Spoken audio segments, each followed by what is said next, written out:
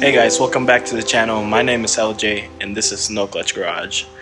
Today we're going to be doing part 2 of the drivetrain maintenance. Basically today what we're going to do is we're going to do the front differential. The front differential isn't too hard. Really the only thing that you have to keep in mind is the fluid that you're using and just make sure that you're doing things correctly. But let's get into it. Well guys, it turns out that we don't have to remove that plate. What you will need though is you will need a pretty large ratchet. I'm using my torque wrench, an extender. I think this is a extender for 6-inch extender, and of course you will need this 14mm Allen in order to be able to reach this thing right here. It's gonna be in there, okay? But the drain plug's right here, so we're just gonna drain from there. And once everything is drained, make sure that you get new drain plugs that you're gonna replace these old ones with. And then we're gonna fill it up through the fill plug up top, and that's gonna be it. All right, so the diff has been draining, and I just wanted to show y'all this, and that's not really a good view, but yeah, when it came out black.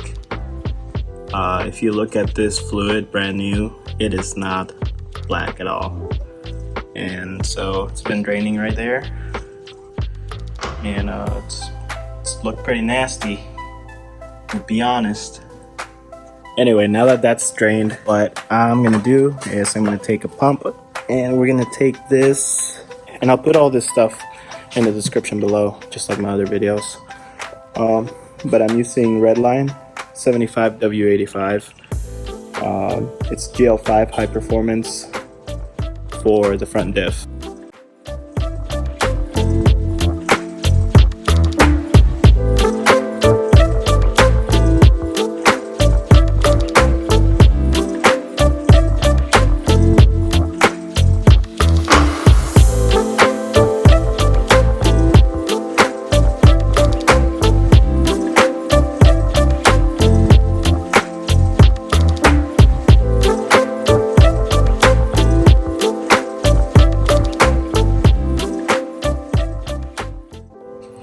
Alright, so we're done with the front differential.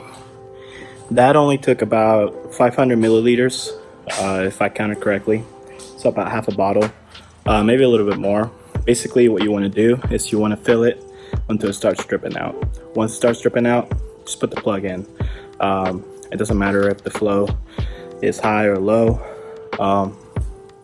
Of course, try to keep the most fluid in there as you can, but you know, if it's dripping by the time you put the plug in, it's not going to be a big deal. So that's it for the front differential.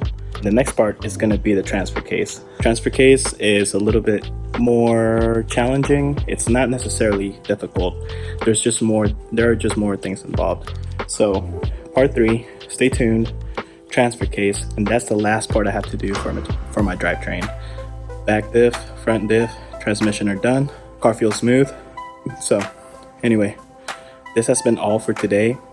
Thank you for watching if you are watching. If you're interested in more maintenance videos for your B58 powered F30 BMW, hit a like, hit a comment, subscribe.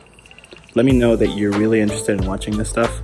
I do this on my spare time. I'm not an expert, like I've said before, and I'm definitely not a professional, but I feel like if you're like me, you like to tinker with stuff, and you've got the capacity, you can definitely do this. It's not something that it's gonna take a master to do. It's just, you just have to have a lot of general knowledge and just be very, very, very detailed about the stuff that you're doing. Pay a lot of attention, and I think you'll be fine. Also, shout out goes to Matt at EuroMpire here in North Carolina for helping me through this stuff. He didn't help me with the front differential particularly, or the rear differential, but he definitely gave me some good tips for the transmission when I did it in my other video. So shouts out to him, shouts out to EuroMpire, and with that, I hope I'll see you next time.